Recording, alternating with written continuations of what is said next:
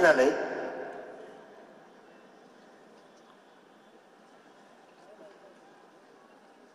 सगळ्या सोयऱ्यांची अधिसूचना म्हणजे राजपत्र जो अध्यादेश येणार आहे, अध्यादेश आपल्यासाठी महत्वाचा आहे। या 54 लाख नोंदी प्लस त्या 54 लाख बांधवांच्या परिवारात ज्या नोंदी दिल्यात, हा एकूण आकडा आणि त्या आकड्याच्या आधारावर जे सगळे सोयरे यांना जर द्यायचं असेल, कारण त्यांच्याकडे नोंद नाहीये, ज्या महाराष्ट्रातल्या मराठ्यांकडे नोंद नाहीये, मग त्या नोंद मिळालेल्या बांधवांनी शपथपत्र करून द्यायचं की हा माझा सोयर आहे।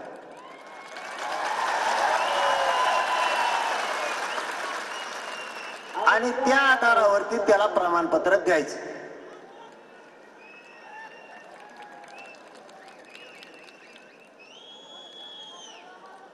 त्या शपथपत्राच्या आधारावर त्याला प्रमाणपत्र द्यायचं। लगेच त्या शपथपत्रावरती त्याला लगेच दिलं, तुम्ही नंतर त्याची ग्रह चौकशी करा। तो जर खोटा पाहुणा असला देऊ नका, पटतंय की नाही तुम्हाला? खऱ्याला खरं, खोट्याला खोटं। पण शपथपत्र घेताना ते 100 रुपयाच्या बॉन्डवरचं तुम्ही घेतलं, आमचे पैसे किती चालले?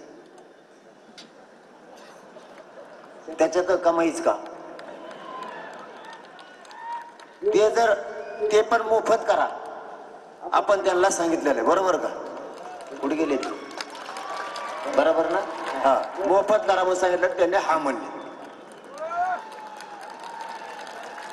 कारण 100 रुपये 5 कोटी लोक नेले तर मेले ना मराठी पैसे बरोबर। आता मेन खुटी ते झालं का? आता ध्यानात आलं सगळं। आता खरी खुटी राहिली उलशी। आता खोट्या खाट्याशिवाय तुटत नाही, त्याला मी तरी काय करू? ते सगळ्या शेवटी सांगू का बघ, आहे का नाही? खोट्या खाट्या शेवटी सांगितलेलं बऱ्या। सगळ्या सोयऱ्याची उलशी खुटी आहे, ती शेवटी सांगत उलशी। आंतरवालीसह महाराष्ट्रातले सगळे गुन्हे मागे घ्यायचे।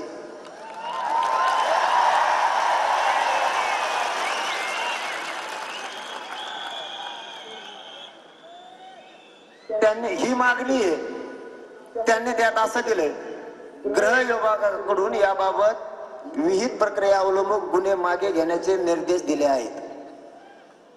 पण पत्र पाहिजे त्याचं की सगळ्यांना त्यांनी आदेश दिलेलं पत्र मात्र नाही। बैठकीत अभिप्राय म्हणून त्यांनी ते केलंय, पण पत्र मात्र नाही। ते पत्र लागणार, त्या पत्राची तयारी करावी। इथूनच